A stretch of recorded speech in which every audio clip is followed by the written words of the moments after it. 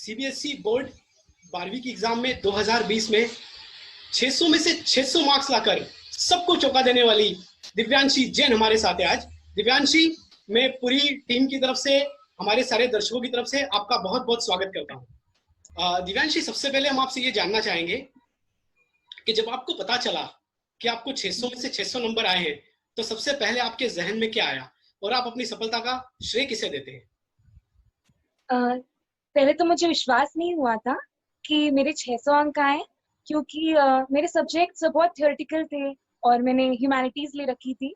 तो और इंग्लिश में भी मेरे 100 आए, तो मुझको बिल्कुल विश्वास नहीं हुआ था। और मैं अपनी सफलता का श्रेय भगवान को देना चाहूंगी, अपने पेरेंट्स को देना चाहूंगी और अपनी दीदी को देना चाहूंगी, क्योंकि उन्होंने मेरी सारी क्वेरीज, सारी प्रॉब्लम्स को सॉल्व किया था। भी कक्षा में हो, वो अपनी तैयारी इस तरह से करते हैं कि पहले तो कुछ पढ़ते नहीं है, जब एग्जाम आती जब थोड़े नोट्स बना लिए, फिर बाद में वापस थोड़ा पढ़ना शुरू किया और आखिरी के दौर में पूरे सिलेबस को एक साथ खत्म करना चाहते। आपने जैसे बताया कि पहले से उन्हें तैयारी करनी चाहिए, तो मैं चाहता हूं कि जो स्टूडेंट इस तरह से तैयारी करते हैं उनको भी आप कुछ बताएं आज। सब स्टूडेंट्स का पढ़ने का तरीका अलग रहता है। कुछ स्टूडेंट्स होते हैं जो लास्ट के 2-3 महीने में पढ़ के भी अच्छा कर लेते हैं, और कुछ का रहता है कि हो सकता है वो स्टार्टिंग से कर रहे हो लेकिन लास्ट में पेपर में कुछ हड़बड़ी के कारण उनका पेपर बिगड़ जाए। तो मैं ये तो नहीं कहूंगी कि आपको एकदम फर्स्ट डे से बिल्कुल आप लग जाइए, पूरे दिन पढ़ते रहिए। मैं तो बिल्कुल ऐसा रिकमेंड नहीं करूंगी।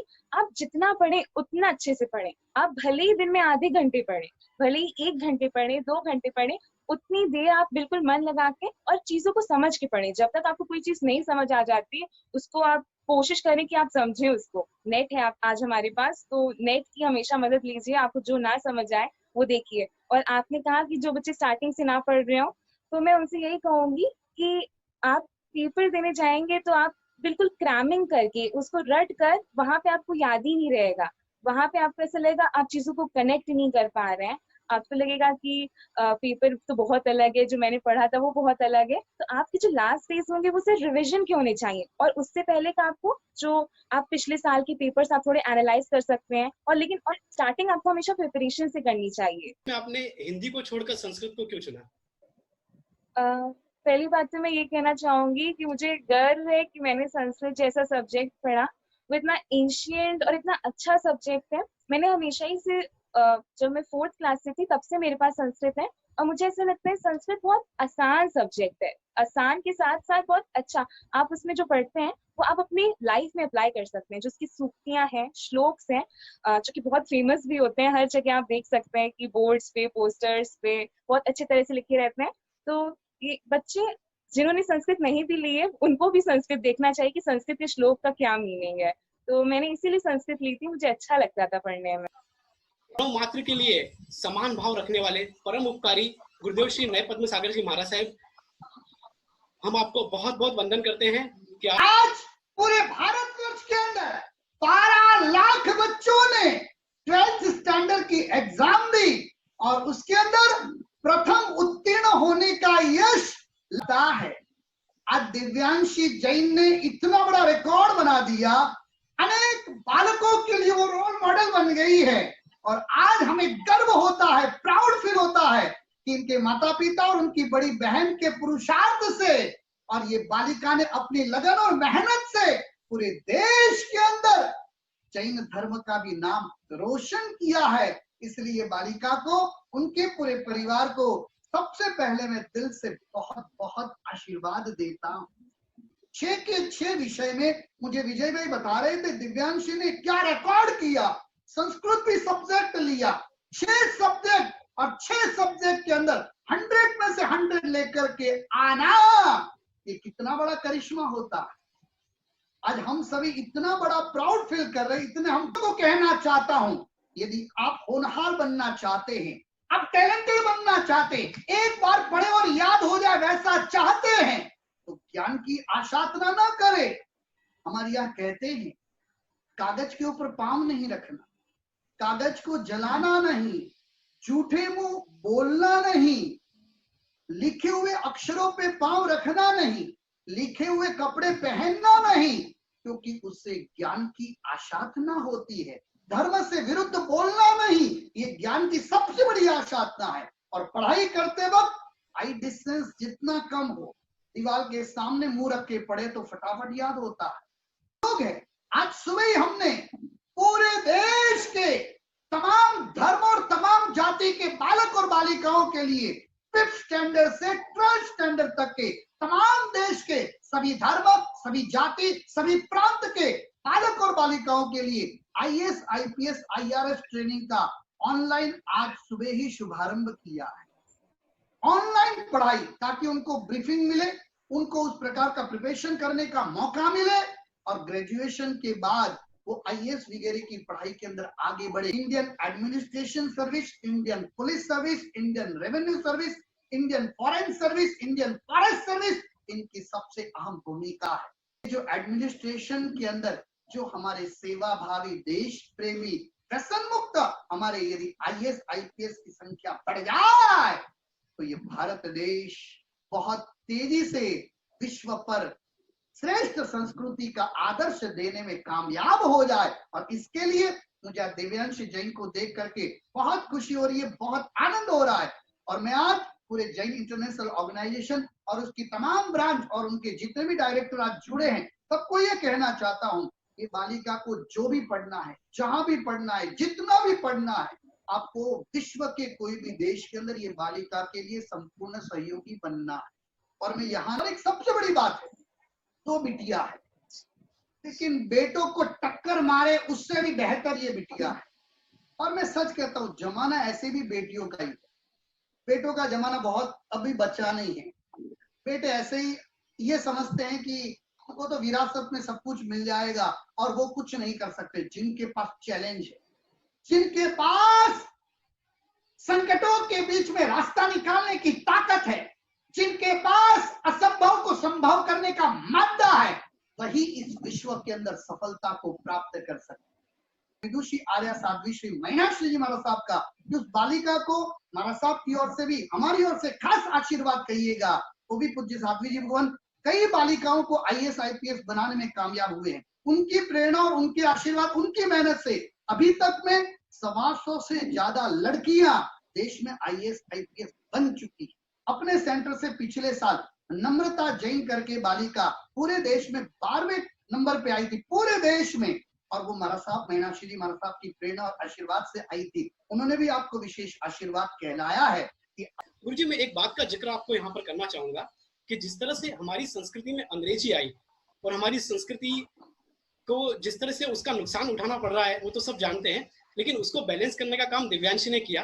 दिव्यांशी ने संस्कृत में भी 100 और इंग्लिश में भी 100, दोनों सब्जेक्ट में 100 में से 100 लाकर उन लोगों को एक करारा जवाब दिया है जो कहते हैं कि संस्कृत नहीं, हमें इंग्लिश पढ़ना है, हमें इंग्लिश बोलना है, हम इंग्लिश ही जानते हैं। अभी जो आपने बात बताई विजय जी, ये बहुत बड़ी बात है। मैं आज बहुत खुशी के साथ ये बात कहना चाहता हूं कि दिव्यांशी जैन ने कई रिकॉर्ड तोड़े और विद्वान लोग इस विषय को बहुत गहराई से समीक्षा में ले रहे हैं। संस्कृत में भी 100 में से 100 और इंग्लिश में भी 100 में से 100। प्राउड फील होता है कि आज ये बालिका के माध्यम से संस्कृत की महिमा कितनी है। आज आप देखो, इंग्लिश की डिक्शनरी के अंदर 4 लाख शब्द है, संस्कृत में लाखों लाखों लाखों। अब गिनते ही जाओ 10 लाख शब्द तो ऐसे ही गिन लो। मतलब ये लैंग्वेज की रिचनेस कहाँ है वो सबको पता है। और इसीलिए संस्कृत जिनको आता है वो तो ऐसे ही देव तत्व को जीवन में ऐसे ही जीवंत बना लेते हैं। और 100 में से 100 संस्कृत में आना बहुत मुश्किल है। और ये क्रांति जो की है विजय भाई, सच कहता हूं, ये तो अद्भुत क्रांति। एक सवाल मैं आपके लिए यहाँ पे लेना चाहूंगा कि बड़े सौभाग्य की बात है कि आप हमसे आज जुड़े। आज बहुत सारे स्टूडेंट भी हमारे साथ यहाँ जुड़े हुए हैं हमसे। आपने जिस तरह से बताया कि पूर्व जन्मों के पुण्यों का एक प्रताप होता है जिसके कारण ज्ञान की प्राप्ति होती है, तो आज काफी विद्यार्थी ये चाहेंगे कि गुरुदेव कुछ ऐसा मंत्र दे, गुरुदेव कुछ ऐसी बात कहें जिससे हमारे भी मार्क्स डबल हो जाए या हमें भी ज्ञान की प्राप्ति हो जाए। तो उनके लिए आप क्या कहना चाहेंगे? एक मंत्र सारे युवाओं को, सारे बालकों को देना चाहूंगा, उसका आप जाप कीजिए, आपका मेमोरी पावर बढ़ेगा, आपका विल पावर बढ़ेगा, और सफलता आपको कहीं पर भी आने में कहीं दिक्कत नहीं आएगी। सफलता अपने आप आपके चरणों को चूमती हुई चली आएगी। मैं एक मंत्र देता हूं, सारे बालक भावपूर्वक उसको सुने और रोज उसका जाप करे। आपका मेमोरी पावर जबरदस्त बढ़ जाएगा। ये हमारा अनुभव नहीं, अनेक साधु संत आचार्य ऋषि मुनि और अनेक बालक बालिकाओं का ये अनुभव है। आप इस मंत्र का भावपूर्वक जाप करें। ये मंत्र है, हाथ जोड़े, आंखें बंद करें और इस मंत्र का स्मरण करें। ओम ह्रीम ऐं नमः, ओम ह्रीम ऐं नमः, ओम ह्रीम ऐं नमः। ये ऐं ज्ञान का बीज है, अ ई और म। ये ज्ञान, सरस्वती, मेमोरी पावर, आपको किसी प्रकार की याद शक्ति नहीं रहती है। बुरे स्वप्न आते हैं, आपको कहीं भी किसी को कन्विंस करने में दिक्कत आती है, आप ये मंत्र का पाठ करें, आपको तमाम सिद्धियां बहुत जल्दी प्राप्त होगी। और आज घेवरचंद जी बोहरा की ओर से भी जो घोषणा की गई, मुझे बहुत खुशी है। जियो के 5 डायरेक्टर्स की ओर से भी ये घोषणा मान के चलिए, घेवरचंद जी प्लस 4 डायरेक्टर्स, परंतु ये बालिका के एजुकेशन में और उसको जो अपने हाथ से अच्छा कार्य करना हो उसका अधिकार ये बालिका का है। तो टोटल जियो के एक घेवरचंद जी बोहरा और बाकी के 4 और डायरेक्टर, जैसे मैं आपको नाम बता दूं कि हमारे घर के एकदम क्लोज है और बहुत अच्छे डायरेक्टर्स है जियो के अंदर, वो डायरेक्टर्स भी, ये तो ठीक है, अब छोटी बात है। और आपने कहा है तो छोटा ऐसे भी मुझे जमता नहीं, आपको पता है।